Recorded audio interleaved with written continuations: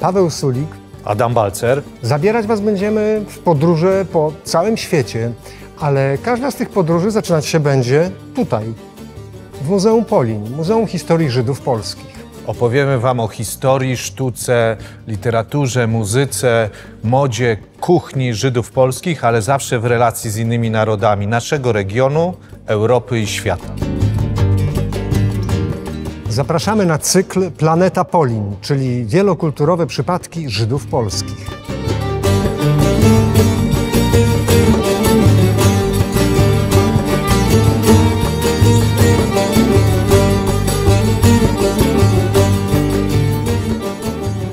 Znajdujemy się w centrum, w samym sercu Muzeum Historii Żydów Polskich Polin. Na tym sercem jest rekonstrukcja synagogi namiotowej. To, co tu widzimy, to feria barw, cały kosmos różnych kolorów, zwierzęta, ornamenty roślinne. Widzimy to wszystko, ale to jest rekonstrukcja. Gdzie jest źródło, gdzie oryginalnie stała ta synagoga, którą tutaj teraz oglądamy, zrekonstruowaną? Ta wspaniała synagoga jest z Gwoźdza. Gwoździec to miasteczko w Ukrainie na Pokuciu. To taka kraina historyczna położona koło Karpat i blisko Rumunii. Kiedyś, w czasach I Rzeczpospolitej, to takich synagog było kilkadziesiąt w całej Rzeczpospolitej. No niestety podczas I i II wojny światowej wszystkie zostały zniszczone. One powstawały od połowy XVII wieku, drewniane, malowane synagogi. Najstarsze informacje na ten temat są właśnie z tego okresu. Rozkwit tych właśnie malowideł to jest wiek XVIII. I ta synagoga na przykład została odnowiona, wiemy kiedy, w 1729 roku. Czy ja rozumiem, że to jest swego rodzaju wzorzec? Ludzie się tym inspirowali, oglądali tak jak my dzisiaj te wszystkie rzeczy, pełni fascynacji, ale czy to powodowało, że powstawały inne synagogi zainspirowane właśnie tą, o której opowiadasz, z Gwoźdźca? Tak, można powiedzieć, że to jest taka świątynia Salomona, w ogóle drewnianych, namiotowych, malowanych synagog. I ten region, Pokucie i region położony obok, Podole, wzdłuż dwóch ważnych rzek, czyli Dniestru i Prutu, to jest region, gdzie powstały najstarsze i najważniejsze synagogi i stamtąd artyści żydowscy, można powiedzieć nawet, że powstała szkoła żydowska, malowideł właśnie, ruszyli w głąb Rzeczpospolitej, docierając na Białoruś, do Litwy, Polska, a nawet z Polski dotarli do Niemiec, do Bawarii, przez Czechy. To było jakby takie epicentrum tej sztuki malowanych synagog. Nie przypadkiem właśnie ten region.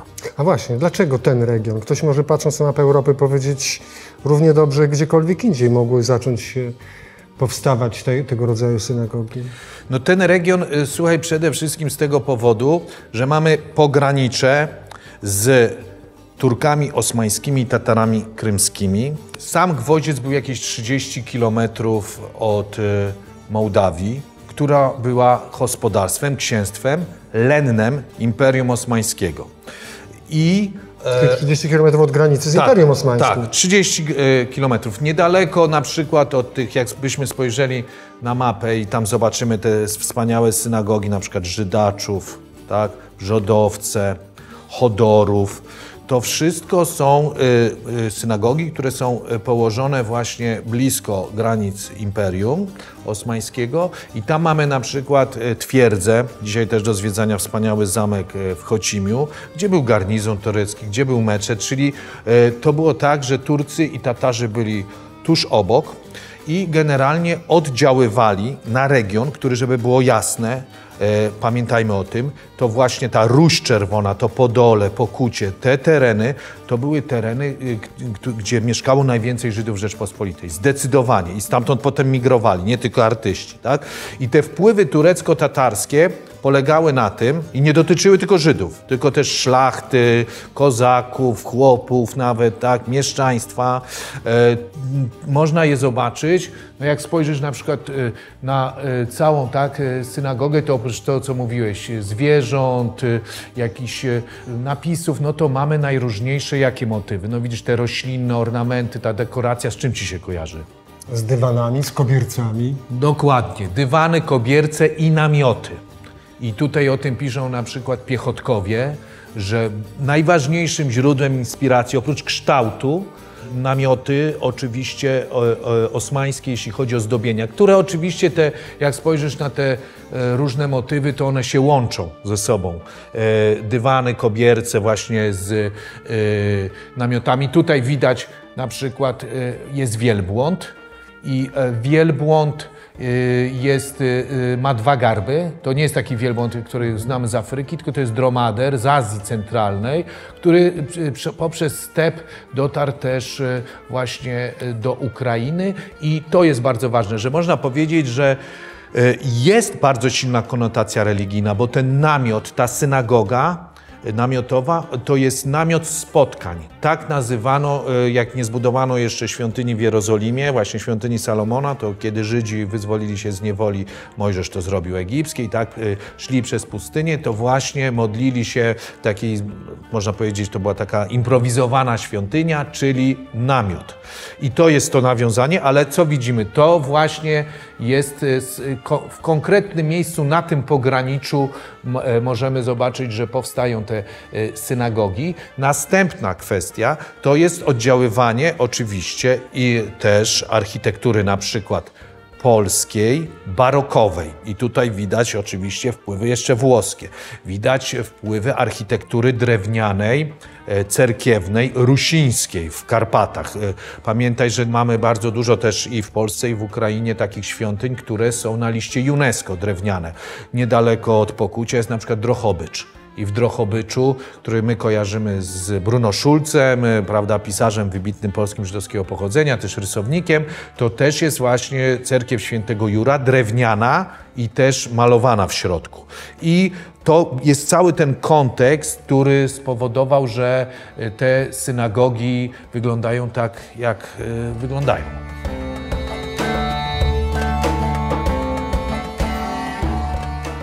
Od początku używamy określenia synagoga namiotowa. Wytłumaczyłeś, dlaczego to określenie jest stosowane.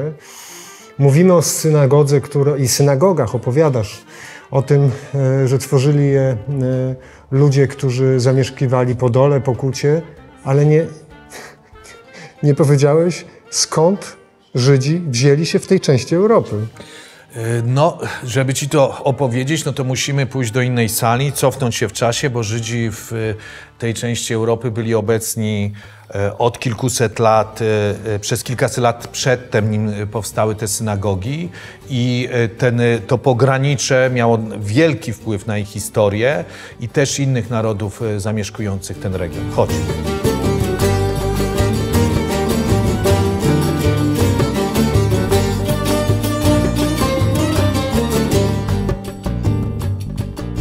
Pytałem cię, skąd się na Pokuciu i na Podolu wzięli Żydzi, skąd przyszli, jak to się stało, że tam się znaleźli.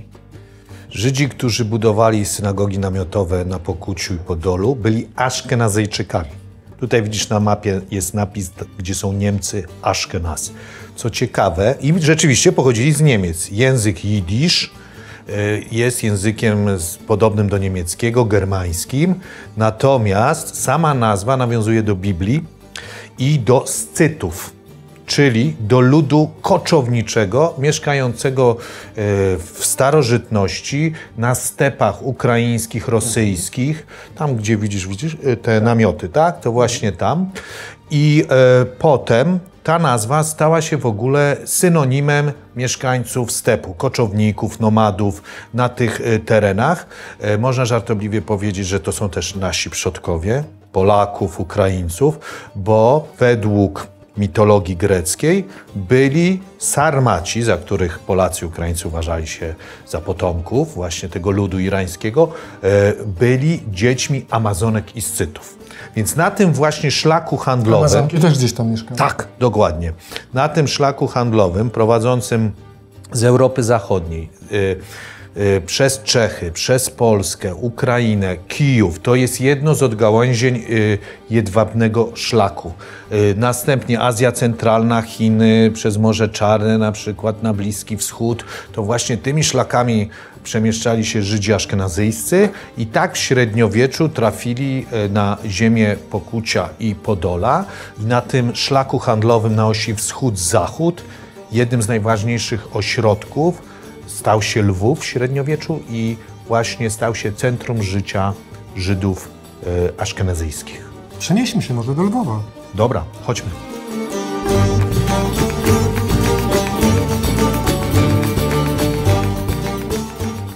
Razem z Żydami aszkenazyjskimi podróżujemy na szlaku zachód-wschód. Powiedzieli, że od nodzy szlaku jedwabnego. Po drodze jest Lwów. Tak. Zamienia się Lwów w skrzyżowanie, dlatego że jest inny bardzo ważny szlak, północ-południe, który biegnie wzdłuż rzek Wisła, Bug, Dniestr. Ferdynand Brodel, wybitny francuski historyk, napisał, że właśnie w późnym średniowieczu powstał tak zwany przesmyk polski, który łączył Gdańsk. Pamiętaj, że to było największe miasto do połowy, tak mniej więcej do XVIII wieku w Polsce, a następnie właśnie ten szlak poprzez Lwów, Bałkany prowadzi do Stambułu. No i znowu wracamy do tego, co mówiliśmy, że Podole i Pokucie właśnie na tym pograniczu z Osmanami. Bardzo mnie ciekawi, co w takim mieście, które leży na skrzyżowaniu szlaków, porabiali Żydzi, czym się zajmowali? Oprócz handlu, oczywiście Lwów jako duże miasto, w pewnym momencie to było drugie największe miasto w Rzeczpospolitej, no, stał się bardzo ważnym ośrodkiem rzemiosła artystycznego. Zaraz Ci pokażę w kolejnej sali, co tam produkowano, bo ma to też związek z naszymi synagogami. Jesteśmy w Lwowie. Tak jak wspominałeś, Żydzi zajmowali się handlem, ale czy tylko?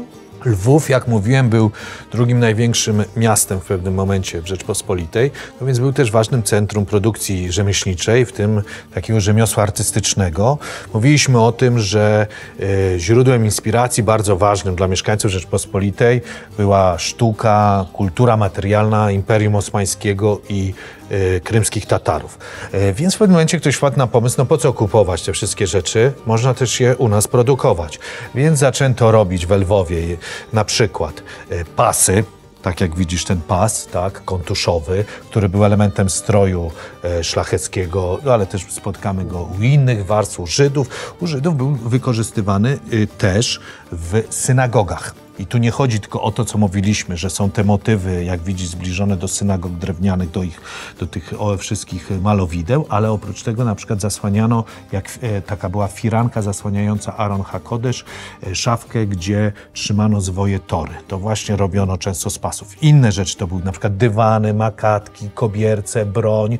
Najlepszym dowodem, jak znakomitymi rzemieślnikami byli Żydzi z Lwowa, jest fakt, że jak Lwów rozpisał konkurs na to, żeby dla króla Polski Jana Kazimierza II wyprodukować namiot właśnie w stylu osmańskim, to oni go wygrali i oni go zrobili. Jak rozumiem, to wszystko robili Żydzi aszkenazyjczycy. Tak, ale nie tylko. Bo tak jak mówiłem o tym przesmyku polskim, północ, południe, no to z południa przybywają też do Lwowa, ale też właśnie Pokucie, też na Podole, Żydzi sefardyjscy. Żydzi, którzy pochodzili z Hiszpanii, mówili w języku ladino, zbliżonym do hiszpańskiego, zostali wypędzeni z Hiszpanii przez arcykatolickich królów i bardzo wielu z nich trafiło na Bałkany, do Imperium Osmańskiego i właśnie z kupcami z Bałkanów, z Morza Czarnego, z Ormianami, Włochami, Grekami i innymi trafili do Lwowa. I między innymi przynieśli ten gust, smak, zainteresowanie, bo oni sami mieszkali przez wieki też w Hiszpanii z Arabami, z muzułmanami, więc też przynieśli różne elementy sztuki arabskiej. Tutaj, jak widzisz, jest przywilej, który wydał Jan Zamojski i potem jego potomek Marcin Zamojski go zatwierdził i to jest właśnie przywilej dla Żydów i ten przywilej, który wydał Jan Zamojski, właśnie dotyczył Żydów sefardyjskich, którzy trafiają do Zamościa, wcześniej byli w Lwowie. Przypomnijmy, że Zamość to wschodnia Polska, wówczas tereny też historyczne Rusi. Tylko oczywiście zamojscy to nie tylko Zamość. Zaraz ci pokażę, że inne miejsce związane bardzo już z Podolem to Szarogród, inne miasto zamojskich.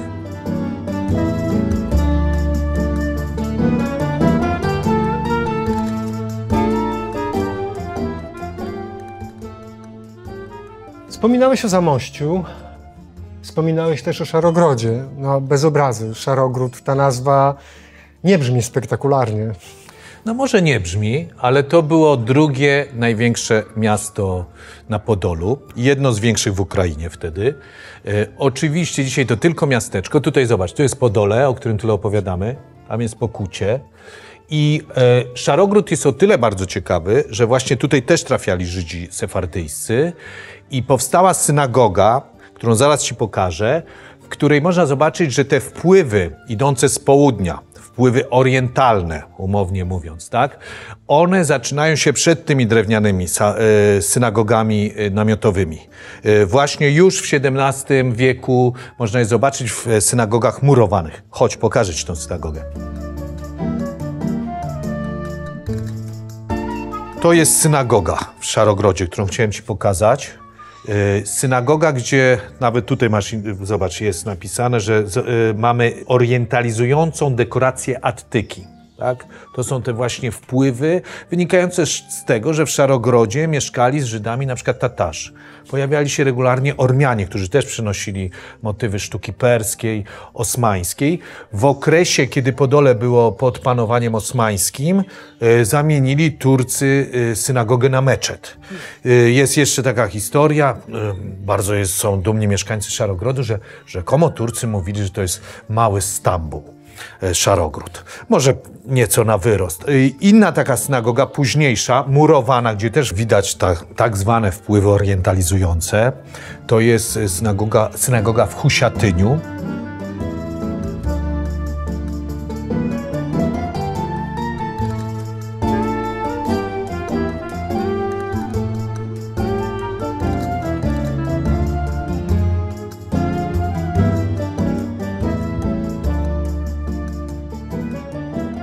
Adam, opowiadałeś o zabytkach kultury materialnej, o stylach architektonicznych, o tym, jak one się ze sobą łączyły, wpływały na siebie, o swoistym miszmaszu, który wytworzyli Żydzi mieszkający w Polin, jeśli chodzi o kulturę materialną. Zastanawia mnie to w kontekście kultury duchowej, to znaczy, co mieli w głowach ludzie, którzy to wszystko tworzyli. W tym odcinku byliśmy szczególnie na Podolu i Pokuciu, regionach pogranicznych między Rzeczpospolitą i Imperium Osmańskim i pograniczu religii abrahamowych, chrześcijaństwa, islamu i judaizmu. No na takim pograniczu wiadomo, że nie tylko ten metysaż kulturowy, synkretyzm, ta mieszanka, jak powiedziałeś, miszmasz, działy się w kulturze materialnej, ale także w głowach. Co widać na przykład w mistycyzmie, hasydyzm, to tutaj powstał właśnie na Podolu.